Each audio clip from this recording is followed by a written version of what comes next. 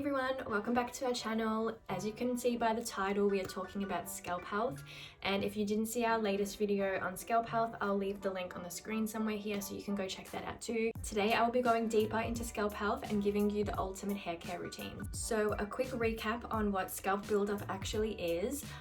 Dandruff and dry skin is usually a little bit different to scalp buildup. That's usually caused by something completely different, but generally excess scalp stuff is caused by things like product buildup, accumulation of skin cells, sweat, and sebum overproduction. So a lot of people tend to ask, can scalp buildup cause hair loss? And in short, the answer is yes, and that is because if hair follicles are getting clogged, then it does make the hair follicle weaker, and it can cause hair to shed and also not to grow properly after that. So this is why looking after your scalp and resolving scalp buildup is super important for maintaining healthy hair and healthy hair growth. Okay, so let's get into your new routine. Now, this is really simple. We don't really recommend you do this every wash. It's usually something you would do every 2 weeks, and that's because things in this routine are designed to really sort of strip away buildup on the scalp and give it a nice clean base to then start, your hair care routine again and using more nourishing products. So this is also going to depend on your individual scalp's needs. So everyone's going to have different needs. Some people have a lot more buildup than others, so you kind of just have to evaluate your situation and see what it is that you need to do. Basically, I'm going to give you these 4 new routines to implement into your 2-week routine. Just do it once a month and see if you can really see a difference in the quality of your scalp health.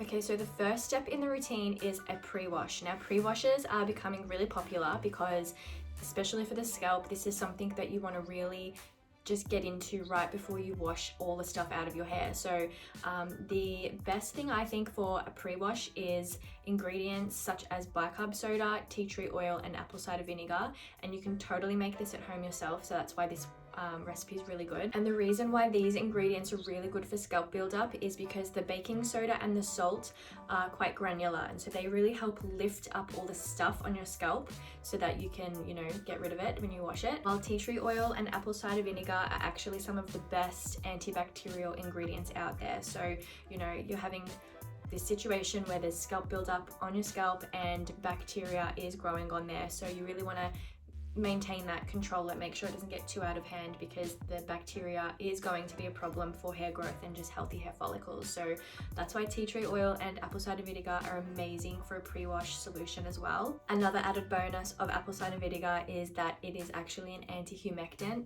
which means that it makes your hair really shiny. So it's just an added bonus for this pre-wash treatment. Okay, so let's move on to the shower now. And so it's pretty much business as usual in the shower, although we recommend you subbing out your normal shampoo for a clarifying shampoo.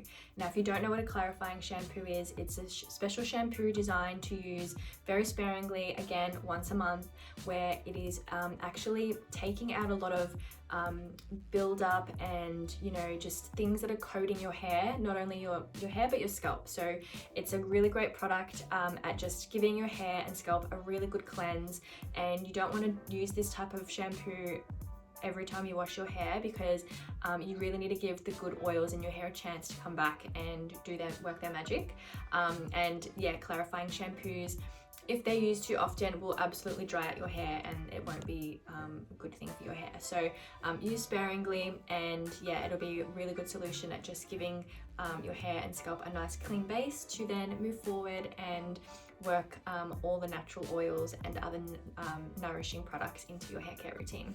Also, something to keep note is if your shampoo, the clarifying shampoo that you get, does have exfoliating properties in it already, then maybe you can skip the pre-wash part of the routine, because you won't need to use it if the shampoo has that already in it.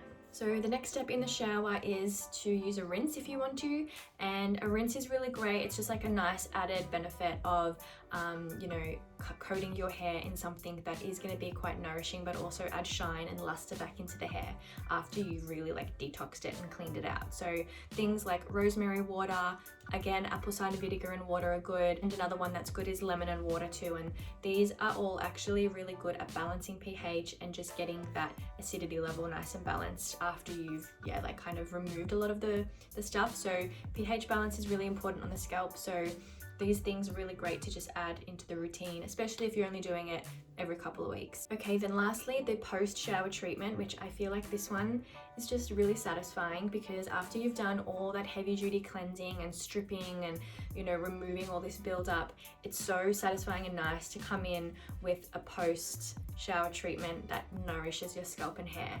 So a couple of things that you can do for this is to use a natural oil-based serum. And the reason these are so good straight out of the shower is, one, because your hair and scalp has just come out of a warm shower, so it's going to absorb really easy, but also your scalp is wet and things absorb so much better on skin and scalp when it's wet, because as the water is evaporating and drying, the oils are also going into the skin a lot easier and a lot deeper. So using oils like chamomile, peppermint and tea tree are going to be really beneficial here.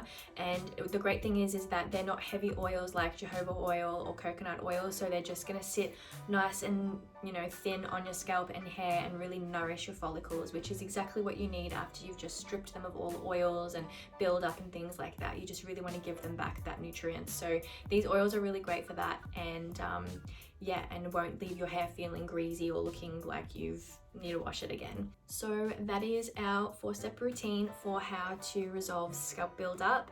And I would really love to know if you liked this video. If you loved it, please hit the like button and leave us a comment telling us why you liked it. And I'll see you next time. Bye guys.